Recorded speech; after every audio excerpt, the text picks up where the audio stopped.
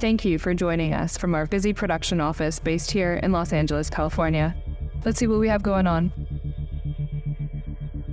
Did Jayden Rivera murder his family? Sources tell Eyewitness News Jonathan Rivera's son tonight is in the hospital after checking himself in with cuts on his hands. Sources say the teenager appears to be having a mental health crisis, telling doctors he heard voices. So many people simply shattered and crushed by what has happened. Hey, welcome back to our show, True Crime Producer.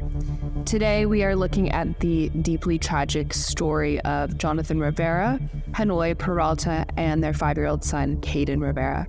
Essentially, what happened is this past Sunday, November 26, just a couple days after Thanksgiving, police responded to a call at a building in the Bronx. Once the police entered the building, they found Jonathan Rivera stabbed to death.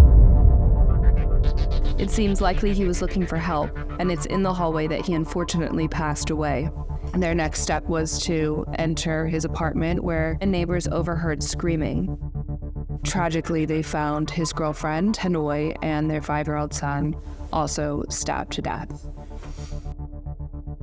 There were signs of forced entry, but the police had yet to make any arrests. However, they are questioning the teenage son of Jonathan, who checked himself into a hospital with cuts all over his hands and was claiming to hear voices. So, unfortunately, we can kind of put some pieces together there of what happened. But, until any charges have been made, we will not know for sure. And while we don't know if his son did indeed commit these horrific crimes, we know that either way, it's a deeply, deeply tragic story.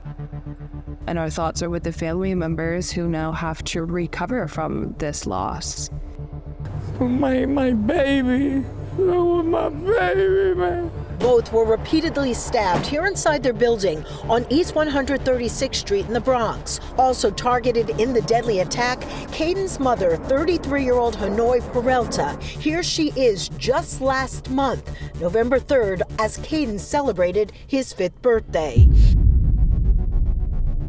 In something like this, the only thing you can do is continue to advocate for mental health resources for our youth.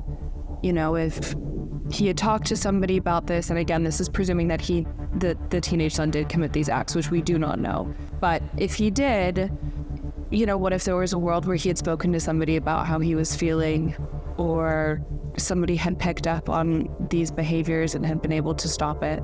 Unfortunately, we'll never know now. Our thoughts are with the family and the loved ones that now have to live without this family.